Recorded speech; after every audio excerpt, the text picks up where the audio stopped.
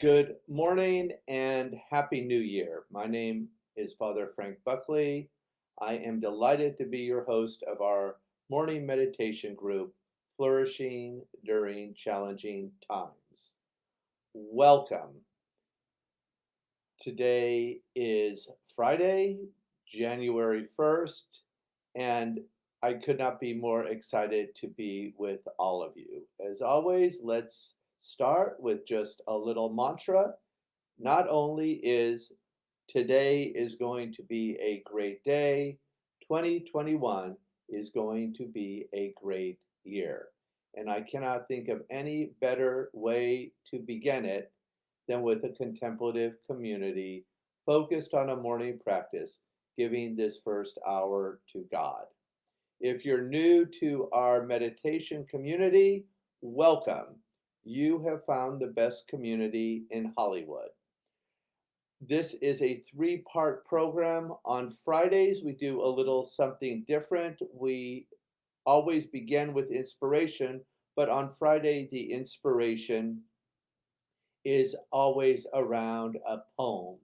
And for this morning, I have picked one of my favorite poems in the whole world by Sister Bialek, Sacred Heart Sister, and I'll share a little bit about that during our inspiration. The second part of the program is the heart of the matter, our 20-minute meditation, where, in the words of Father Thomas Keating, we give this time to God. And when you do this, you absolutely cannot do it wrong. If you're new, just pick a little sacred word, repeat it 4 or 5 times, drop down. Consciousness is always vertical, and enjoy a little deep rest. And then the last part, we are a Jesuit campus here in Hollywood. Something very close to Ignatius's own heart was the Jesuit Examen. And like yesterday, we'll do a similar theme for that. We will look over 2020 and just know where God showed up for us in new, unusual, challenging, or beautiful ways. One of the ways we build community is I will share my own experience with you and then invite you to drop your experience in the comment box. If you're new, please feel free to just say hello, tell us where you're from so we can get to know you better. All right, so let's begin with Sister Carol Bialek. I first came across this poem in Father Richard Rohr's wonderful book on the 12 steps of recovery titled Breathing Underwater. And to be completely transparent with you, no offense, Father Rohr, as much as I loved the book, I even loved Carol's poem more. It is just spectacular. And as I was getting ready, as I was preparing this for you this morning, I remembered many years ago. Annette is a RSCJ, so she knows Oakwood. It's in Atherton. It's the retirement home for the Sacred Heart Sisters. And when I lived in San Francisco, I would say Mass for them once a month. And rigorously honest, I don't remember what the liturgy gospel was, but for some reason, I had chosen to begin the homily with the poem Breathing Underwater, and then gave the homily, finished the Mass. As I was removing my vestments, I felt a little tap on my shoulder, and I turned around, and I'm not real tall, but Sister Bialek's shorter than me, and she looked at me and she said, that's the first time I've ever heard my poem read during a homily. Well, honestly, I thought Sister Bialek was like in Oxford teaching. So what a amazing experience to actually meet her and to get to know her and learn more about this poem. So without further ado, I cannot think of a better poem to begin our new year for inspiration, and now I would love to share it with you.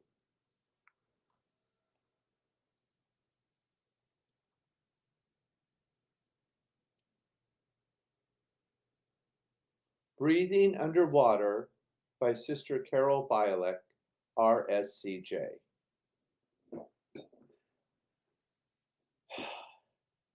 I built my house by the sea, not on the sands, mind you, not on the shifting sand. And I built it of rock, a strong house by a strong sea. And we got well acquainted, the sea and I, good neighbors. Not that we spoke much, we met in silences, respectful, keeping our distance, but looking our thoughts across the fence of sand. Always the fence of sand, our barrier. Always the sand between. And then one day, and I still don't know how it happened, the sea came without warning, without even welcome. Not sudden and swift, but a shifting across the sand like wine. Less like the flow of water than the flow of blood. Slow, but flowing like an open wound. And I thought of flight, and I thought of drowning, and I even thought of death. But while I thought, the sea crept higher until it reached my door. And I knew that there was neither flight, nor death, nor drowning. That when the sea comes calling, you stop being good neighbors, well acquainted, friendly from a distance neighbors. And you give your house for a coral castle, and you learn to breathe underwater. Amen, and thank you, Sister Carol Bialek, for that absolutely amazing poem. As we enter into 2021, an opportunity presents itself for each of us to learn to breathe underwater. And I don't know any other way to do it than with a contemplative practice. So welcome 2021. Let's begin with the miracle of meditation. I invite you to get comfortable, take your shoes off. They say synthetic rubber is one of the causes of the most pathology of the 21st century. Our feet never touch the energy of the earth. So if you'd like, take your shoes off, get comfortable while I lower the lights.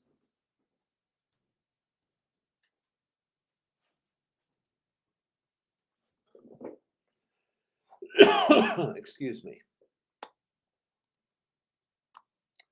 Okay, the other way we flourish is to unplug. I'm going to do more of that in 2021. I'm reading all about Zoom fatigue now, and I definitely think I have a little of that. So you can unplug now. I'll set the timer for 20 minutes. Ooh, not an hour and 30 minutes. Although that might not be a bad way to start the new year. I've got the timer started. It's the new year, so I'll do a little guided meditation to begin. And then you can just engage your sacred word, listen to the traffic, notice the sensations and the breath. So without further ado, let's begin.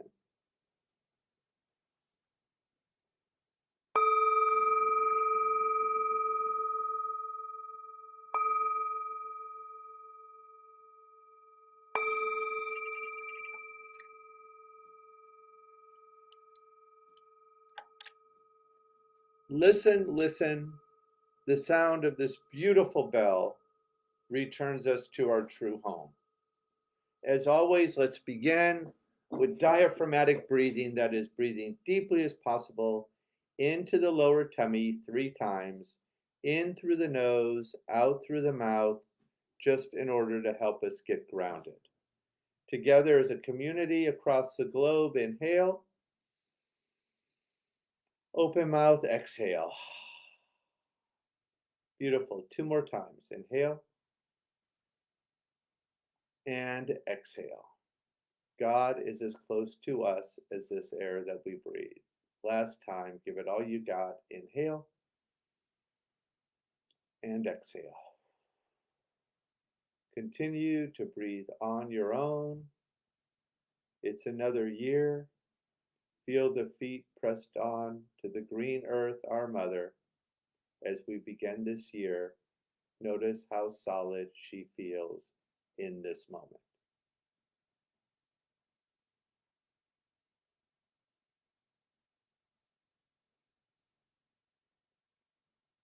Moving up the body, we arrive at the chair or the cushion, providing support.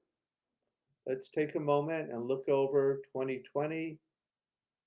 We all needed a lot of support to get through it. Let's just reflect on some of those areas in our lives where we felt supported.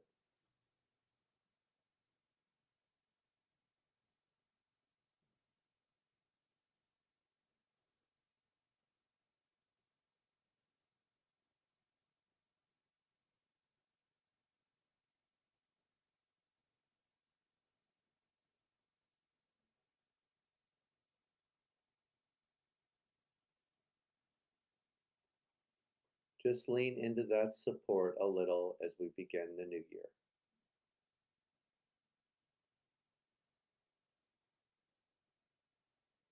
Lengthen the spine, healthy body.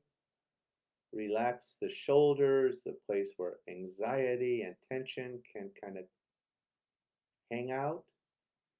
And for 2021, let us just let go of anything that didn't serve us last year.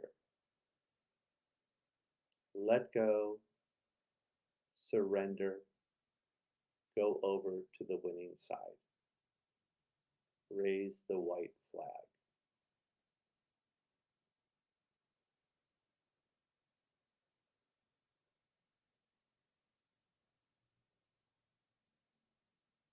Good. Moving to the front of the body, we arrive at the heart, the place the physical world literally touches the spiritual world. And we now cultivate for the new year a little attitude of gratitude. I invite you, if you'd like, take your hands to your heart, look over the last year, and see if you can come up with one word for something you're grateful.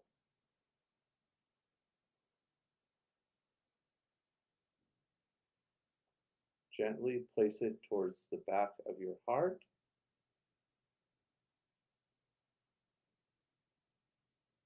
Just hang there for a moment.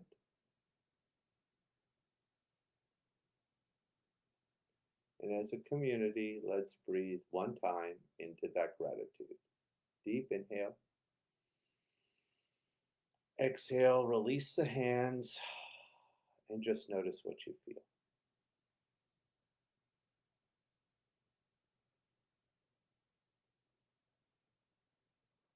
Connect, connect, connect. Finally, hello 2021. We arrive at the forehead, the seat of intuition, the area between the eyebrows, that place that always tells the truth. And in the spirit of Ignatius of Loyola, we focus on an intention for this new year. What might breathing underwater look like, taste like, smell like, feel like? And we focus on an intention with Ignatius's suggestion to be courageous enough to ask God for what we most deeply desire as we begin this new year. Being courageous enough to ask God for something great and beautiful this morning.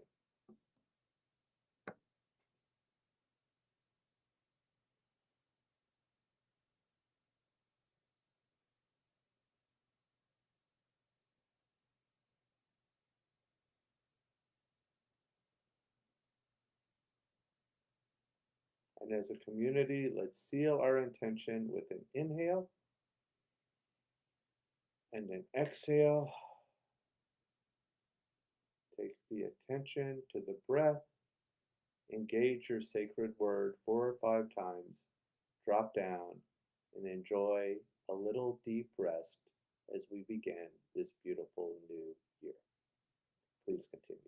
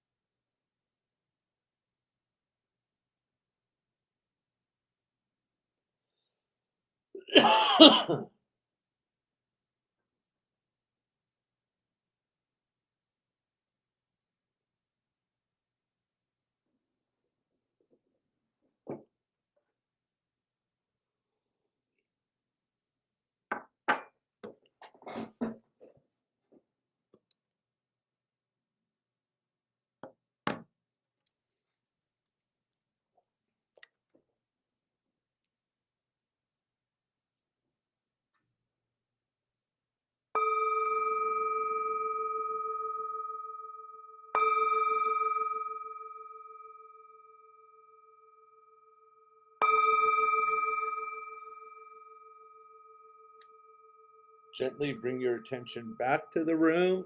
If the eyes were closed, go ahead, open the eyes. Let's circle the wrist a little. Happy New Year. Reverse the circles. Good. 2021. Let's start it with a morning stretch. Inhale, lift the arms up. Twist to the left and then to the right. Healthy spine, healthy body. Little back bend, forward bend. Release the hands. Shake it out. Anything you've been holding on to, it's a new year. Great job, everyone. Now will be the time for our Jesuit examine, where we'll just look over 2020 and notice what might have been the challenges or where God came alive for us, even in the middle of a pandemic. So I'm happy to begin, and then please feel free to drop your 2020 comments for your Ignatian examine in the box to the left.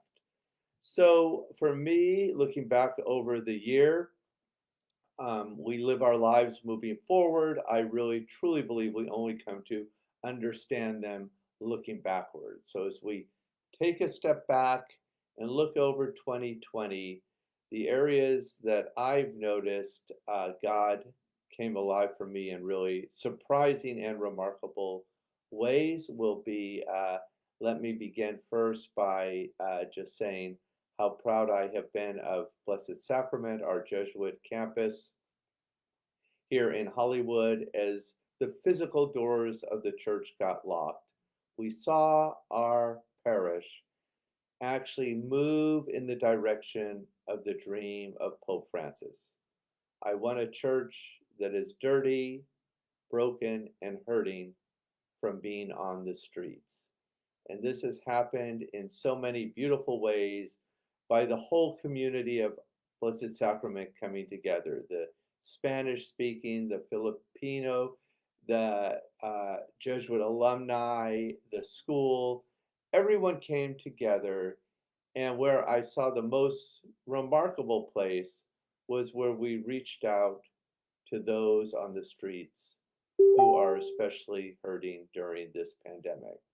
The food pantry, even when social services across LA were closing, they never missed a day with masks, physical distancing, providing fresh, healthy, nutritional food to people on the streets and also to people who have lost their jobs. And even though they still had a roof over their head, didn't have enough money for food. And we saw children and infants and mothers receiving these services every Saturday. And then the food pantry expanded to Tuesday.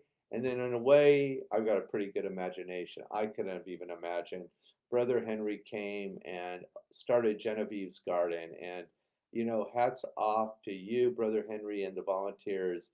Monday through Friday, 10 to 2, Genevieve's Garden has not missed a day to provide a place for people on the streets to rest, restore, and renew. So that, of course, 2020, that was at the top of my list, along with reading Pope Francis's Let Us Dream to really imagine this preferential option for the poor.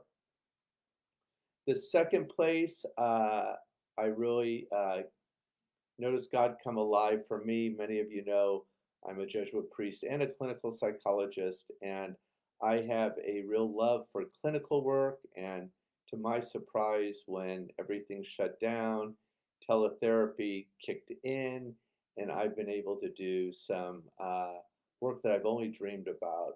And so grateful to Homeboys and Mary Nalick for giving me some clients to work with and to step into the world of private practice in my with clinical work and getting to do some really amazing workshops, not least of which has been redipping my toe into EMDR, eye movement, desensitization, reprocessing therapy for people with trauma. And just a little shout out, Diana Fasha, how much do I love you? Giving me a opportunity to do your accelerated experiential dynamics psychotherapy, whose whole focus is the transformative power of affect. And of course, along with that, with spiritual direction, the big highlight of the year, Father Paul Fitterer, my 8-day retreat was nothing less than amazing and is still playing out in all sorts of beautiful ways. And then last but not least, wow, how this little contemplative community began, I couldn't even tell you. My gift is not technology. I'd even call it an area for growth, but in really amazing, beautiful ways, we just kind of started this meditation. We imagined what a morning practice would be like, where we give the first hour of the day to God, and then the Holy Spirit did the rest. So I couldn't be more grateful for this community. You have kept me sane. You have kept me grounded. I look forward to being with all of you every day. Your comments in the box, they challenge me, they make me laugh, they bring me love. I think my favorite comment of the whole year, really and truly, and I can't remember who put it in the box, but I think she was new to our meditation group, and she wrote, "Why is Father sleeping?" Which which is fantastic. Yeah, I really agree with Thich Nhat Hanh that when we have a meditation practice, we get to experience a miracle in our everyday, ordinary lives. And wow, I have a few tears in my eyes. Who could ask for more than this as we enter into 2021? I could not be more grateful for each of you, for this community. Have a blessed new year, and I look forward to seeing you in 2021. God bless you.